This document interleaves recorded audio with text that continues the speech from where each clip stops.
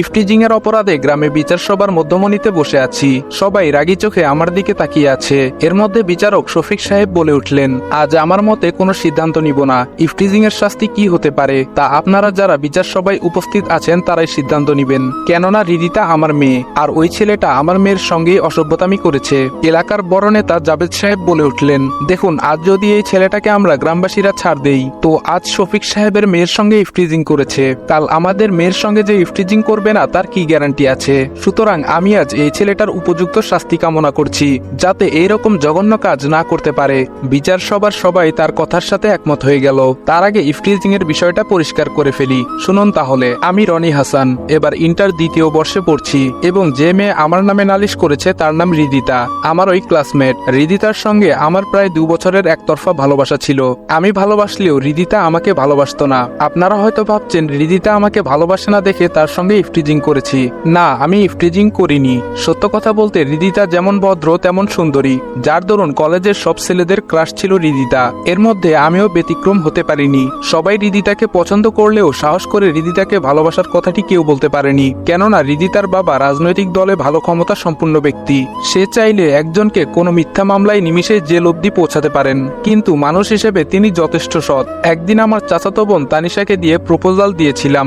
রিদিতা উত্তরে একটা কথাই বলেছিল, বাবা মার পছন্দের ছেলেকে সে নিজের স্বামী হিসেবে মেনে নিবে, কিন্তু এই প্রেম ভালোবাসা তার বিশ্বাস নেই। তানিশার মাধ্যমে এসব কথা জানতে পেরেছিলাম সেদিন। এরপর থেকেই রিদিতাকে নিত্য নতুন ভাবে ইমপ্রেস করার চেষ্টা করি। রিদিতাও রেসপন্স দিতে লাগলো, কিন্তু সেটা অপ্রকাশিত ভাবে, মনের কোণে জায়গা হয়েছিল। কিন্তু হঠাৎ একদিন দুর্জয় এসে বলতে লাগলো, দেখ বন্ধু, তোকে ভালোভাবে বলছি, তুই রিদিতার জীবন থেকে সরে যা, নয়তো তার ফল ভালো হবে না। এই আমি বলে দিলাম। আমি বললাম, তুই কি আমাকে থ্রেট দিচ্ছিস? দুর্জয় বলল, তুই যেটা ইচ্ছা ভাবতে পারিস। আমি বললাম, আচ্ছা ঠিক আছে, রিদিতাকে আমি ভুলতে পারবো না, আমিও দেখি তুই কি করতে পারিস। দুর্জয় বলল, ভুল করলি দোস্ত, তুই আমাকে ভালোভাবে চিনিস না, আমি কতটা ডেঞ্জারাস হতে পারি সেটা আমি নিজেও জানি না। আমি বললাম, কি করতে পারবি করিস যা। সেই দিন দুর্জয়ের সঙ্গে কথা কাটাকাটি করে আসছিলাম, তবে দুর্জয়ও নাকি রিদিতাকে অনেক ভালোবাসে। সেটা আমি জানলেও আমি আমার জায়গায় অটুট, আর দুর্জয় তার জায়গায় অটুট। এইদিকে রিদিতার সঙ্গে রিলেশনটা প্রায় হয়েই গেছিল আমার, ভালোই চলছিল দিনকাল। কলেজের ক্লাস শেষে মাঠে ক্রিকেট খেলতেছিলাম, এমন সময় রিদিতা কান্না করে আমার সামনে দাঁড়িয়ে বলতে লাগলো, ছি রনি ছি, এই ছিল তোমার মনে? তোমাকে আমি ভালোবাসিনি ঠিকই, কিন্তু মানুষ হিসেবে তো ভালো ভেবেছিলাম। আজ তার এই প্রতিদান। আমার হাতে একটা চিঠি ধরিয়ে দিয়ে বলল, আর অপরদিকে রিদিতা কান্না করছে অবিরাম। সেই মুহূর্তে কেমন জানি চুপসে গিয়েছিলাম। কি হচ্ছে এসব? চিঠিতে তো আমি ভালো কিছুই লিখেছিলাম, কিন্তু রিদিতা কান্না করার মানে তো কিছু বুঝতে পারলাম না। এরপর নিজেকে সামলে নিয়ে চিঠি হাতে নিয়ে ভালোভাবে লক্ষ্য করলাম। চিঠিটা দেখতেই আমার মাথায় যেন আকাশ ভেঙে পড়লো। হায় আল্লাহ, চিঠিতে এসব নোংরা কথা কেন উল্লেখ করা আছে? আমি তো এসব কথা কল্পনাও করতে পারি না, তাহলে লিখবো কিভাবে? তাছাড়া এখানে হাতের লেখার ধরন আমার হাতের লেখার ধরন হুবহু সেম, আমার হাতের লেখার মতোই। চিঠিটা পড়ে তারপর কাপা সুরে বলে উঠলাম, রিদিতা, বিশ্বাস করো, তোমার জন্য চিঠি আমি ঠিকই লিখেছিলাম, কিন্তু এসব বাজে নোংরা কথা আমি লিখিনি। হয়তো আমাকে কেউ ফাঁসাতে চাচ্ছে। এ কথা বলতেই রিদিতা সবার সামনে ঠাস করে থাপ্পড় মেরে বলতে লাগলো, আমাকে কি বোকা পেয়েছিস? তোর হাতের লেখা আমি এর আগেও পড়েছি। এই নিয়ে আমার কাছে তোর চিঠি 10 বার এসেছে। আগের চিঠিগুলো পড়ে বুঝতে পারতাম যে তুই আমাকে অনেক ভালোবাসিস, কিন্তু আজ যে চিঠি আমাকে দিয়েছিস সেটা পড়ে আমি বুঝে গিয়েছি তুই কেমন ছেলে। আমি বললাম, রিদিতা, আমি সত্যি বলছি, তোমার নামে কোনো নোংরা চিঠি লিখিনি। হয়তো কেউ আমাকে ফাঁসাতে চাচ্ছে, তুমি আমার কথাটা বিশ্বাস করো প্লিজ। রিদিতা বলল, আজই আব্বুর কাছে গিয়ে তোর নামে নালিশ করব, এবং তোর লুচ্চামিগিরি করাও বন্ধ করার ব্যবস্থা করব। রিদিতা এই বলে চলে গেল। এর মধ্যে তানিশা এসে রেগে বলল, চিঠিতে এসব নোংরা কথা কেন লিখেছিস? আমি বললাম, তানিশা, বিশ্বাস কর, আমি এসব লিখিনি।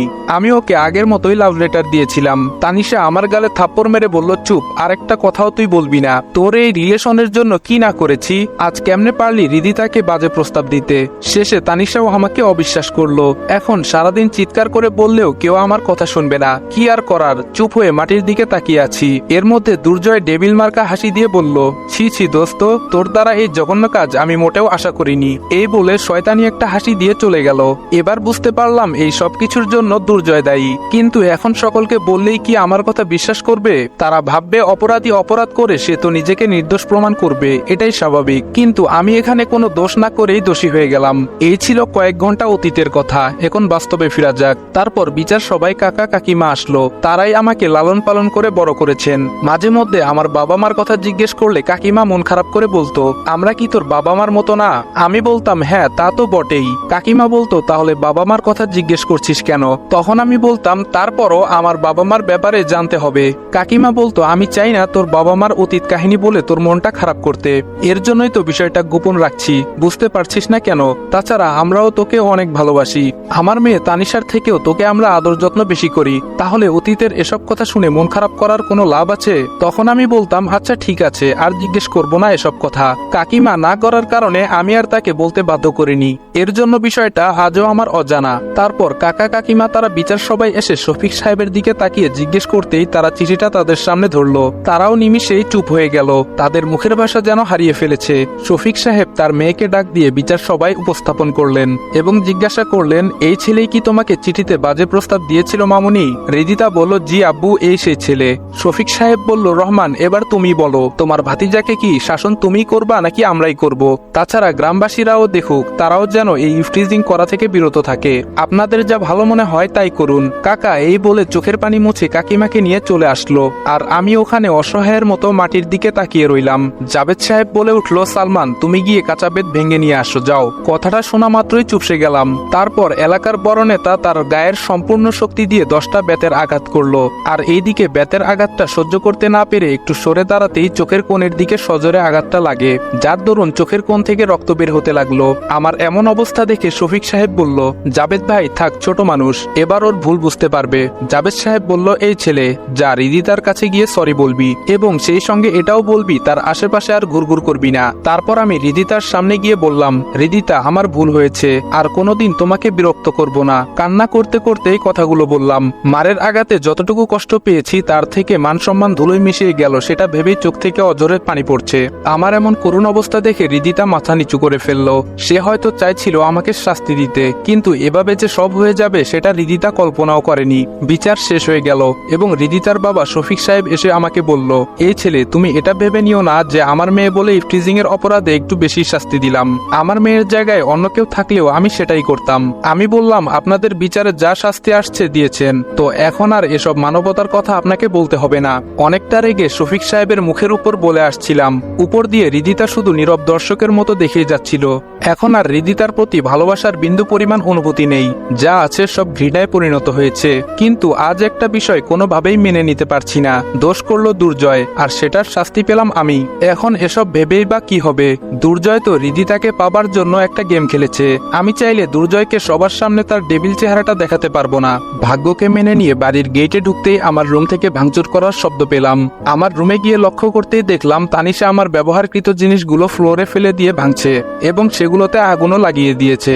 তানিশাকে আমি জিজ্ঞেস করেই ফেললাম আমার এইসব ব্যবহৃত জিনিসগুলো ভেঙে আগুন দিয়ে পুড়িয়ে ফেলছিস কেন? তানিশা বলল কেন আগুন দিয়ে পুড়তেছি বুঝতে পারছিস না? আমি নিশ্চুপ। তানিশা বলল তোর জন্য বাবা আজ কতটা অপমানিত হতে হলো সেটা কি একটুও বুঝতে পারছিস?